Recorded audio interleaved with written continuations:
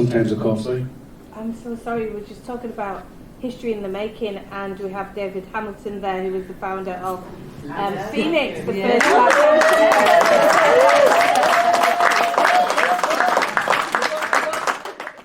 With it being called how important anything, I'm going to ask Khadijah, how important first is your own individual past to you in relationship, mainly I think from the poetry side, Leeds young authors? So how important is the past? Your past to you in relationship to Leeds young authors. In other words, how did that come about? Okay, so good evening. Good evening. How are you all doing? Good. Good. So just before I answer that question, I want to say thank you for inviting me, and just thank you for the gathering here, because we need more of these gatherings. We need to be able to speak on our history, but also we need to be able to share and inform each other of our own achievements. So in answering that question, the importance of, well, I feel the importance of my work is around informing people about what is happening around me in terms of society, and how society informs me, how it inspires me. So the coming of Leeds young authors was really birthed out of the way in which I was raised in the household. I was raised by my mother, but also my grandparents. And for those of you that have a Caribbean heritage or an African heritage, that's not an uncommon thing to have a grandparent raise you, and you probably would spend a lot more time in that grandparent's home than you would in your mother's. So that was my narrative, that I spent a lot of time with my grandmother and my grandfather, who were both activists within Chapel Town. My grandmother set up the first programme in terms of education at Studley Grange. She was part of setting that up. And I grew up knowing that she was not only just helping to teach young people, but my grandfather was running classes in the house, Black History classes in the house. And a lot of those children that would come to Carper Street were young people, some of them are just arriving from the Caribbean, mainly Jamaica at that time. Their parents were here already, so they were the children that were left behind. And so education was happening in the house. I was that child that was told I couldn't really play outside. This was at the grandma's house. At my mother's house, we could run up and down the place, right? Up and down the back streets, but in my grandmother's house, that was not an option. And the saying was, go find a book and read. Yeah, and going to find the book and read was a very serious thing.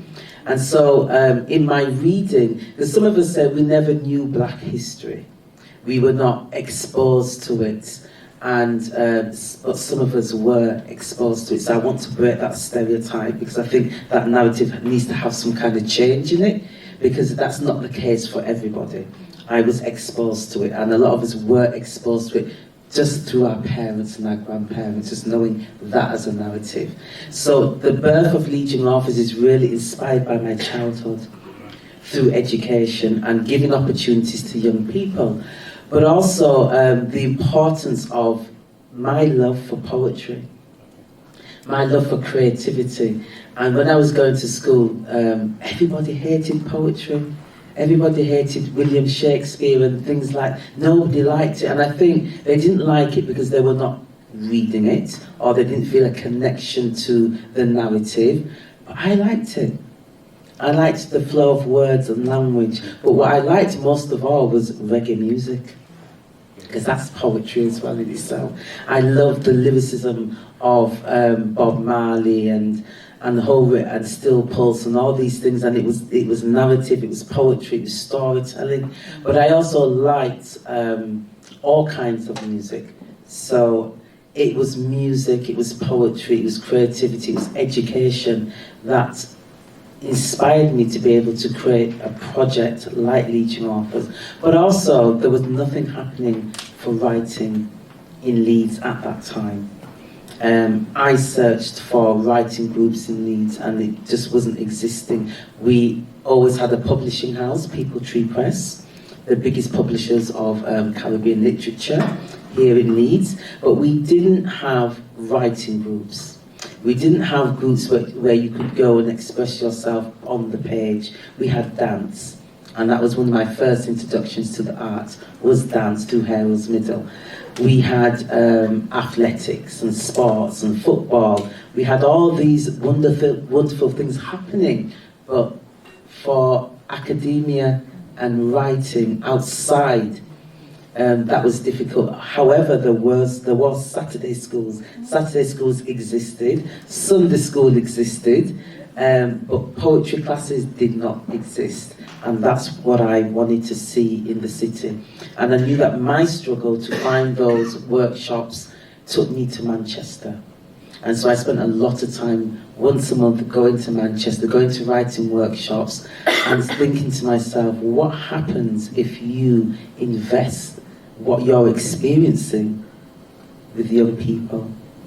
What happens if the young people that are crowding my house, because I'm similar to my mother, as was the house, and I think, David, you will remember this, Gay Format was the house that all the children could come into that house, because then my mother knew where we were.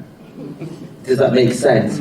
So that was the open house. You know, you could go in there. My mother was quite friendly in that sense. And so my house in the show books was the open house for my children's friends. And in the attic were young black boys emceeing and rapping. And I thought they were actually imitating and copying the American rap style. But what I realized is that they were writing their own lyrics, but they were not finding their ground in terms of their own style. And so that's what I thought I would do. I just want to correct something, because when I started the program, there was nothing in Leeds and there was nothing in Yorkshire. And actually there wasn't anything in the north of England. However, there were things happening and just starting back then in London. So I was able to go to London and see what was happening. And so Malika book was part of that early movement of young people engaging in writing workshops. And so I was able to take that and bring that to Leeds and bring it to the north of England and inspire also the Manchester writing programme, the Liverpool writing programme, the Sheffield writing programme, and a whole range of Barnsley and a whole range of places. But also that programme was also developed in South Africa. We also inspired writing in Trinidad. Well, writing was happening, but we inspired them to be able to create aspects of poetry slam in Trinidad. So the work spread, and the work spread through the young people, through the voices of the young people, who I call voices of the new generation. Can you just speak briefly on the project Footprints? Leading authors in 2007 bicentenary did a project called Footprints of Colonialism, and she encouraged, I'll let you finish it, actually. Who did I encourage? Not sure who I encouraged, but Footprints of Colonialism was a program that was an idea that was always... first I want to say Legion Authors' name was established in 2003, but the program was running from 2000, and we decided it had to have a name. So that was the name that was given to it. And so the first set of young people that were going through that program were of diverse backgrounds. And I was really, and I've always been interested in people's backgrounds in terms of heritage and where is home, where is their belonging. Because growing up, the term was, get back to your own country. First was that, where do you come from? And you say Leeds. And they go, no, where do you really come from?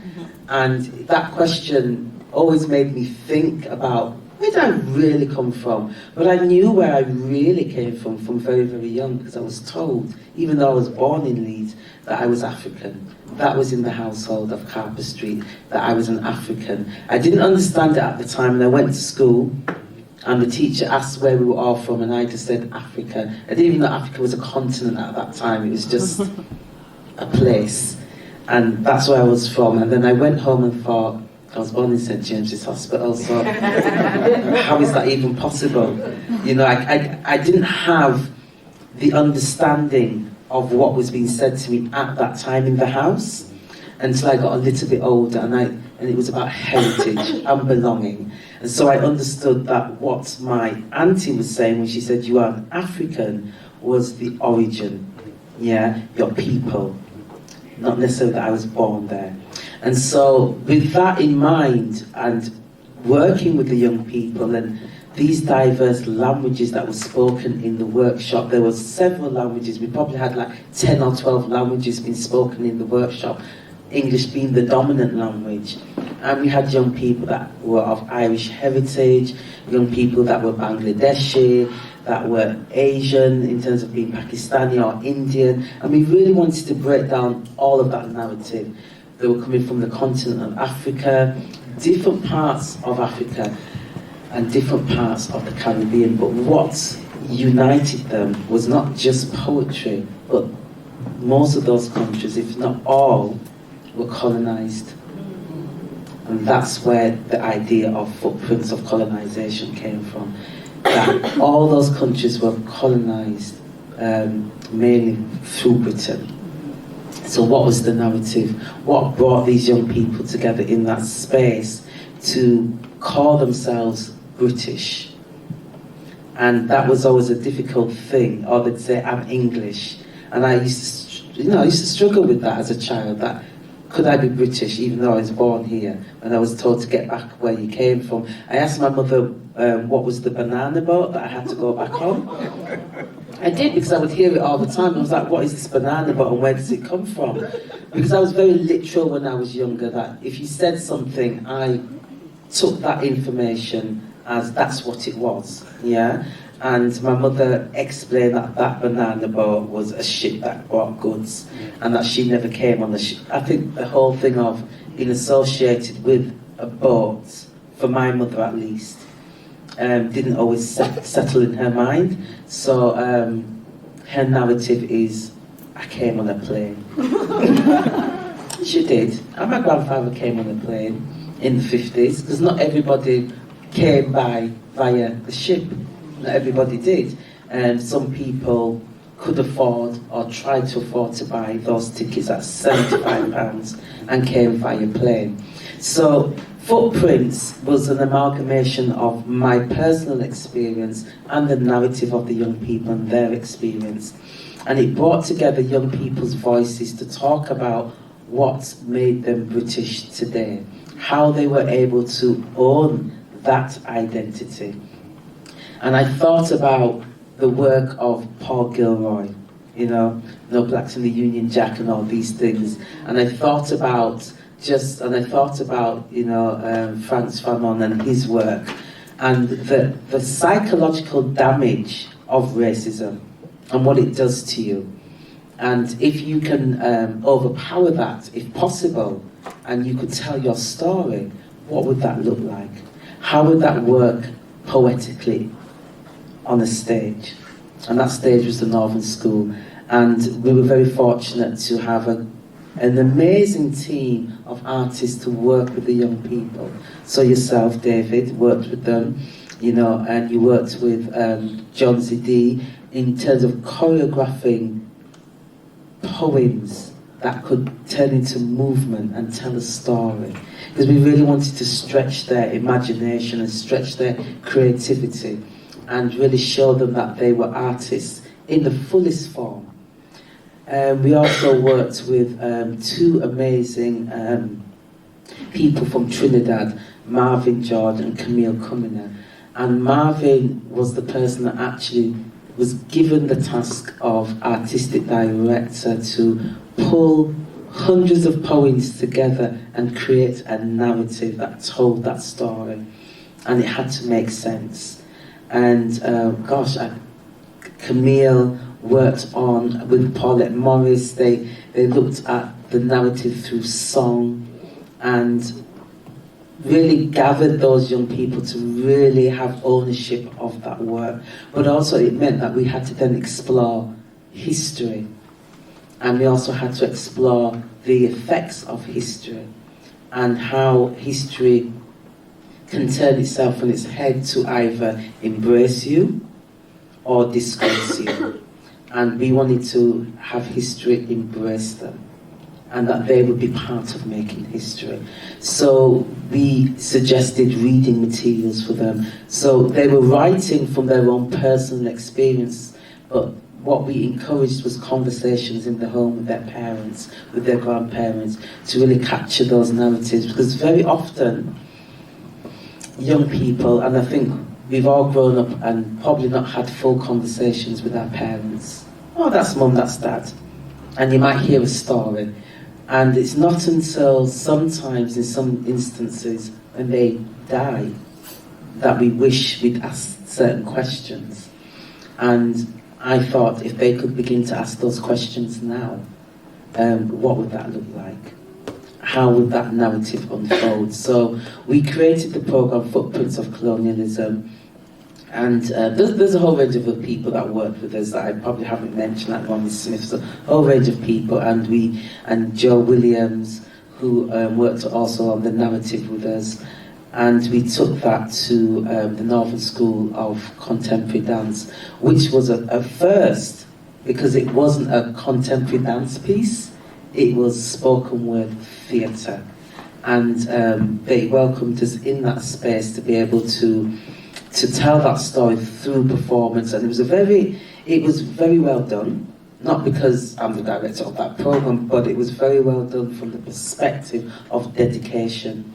And a wonderful team that came together that were also part of helping to build that narrative and direct those young people. That programme also became an educational pack.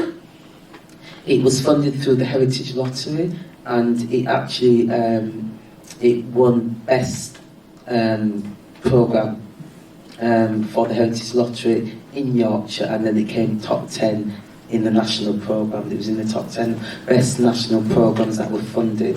And we were very proud of that, because that has had a lasting effect on the way that we work with young people today, how we embrace diversity across the board, using a language as well as heritage, and having that better understanding of how we can engage young people in the programme of work, and also have a level of respect and understanding. Because I think if you don't ask questions, you go away quite ignorant, and you start making assumptions about what a person's culture is, what the person's identity is. But it's also about how we begin to name ourselves as individuals.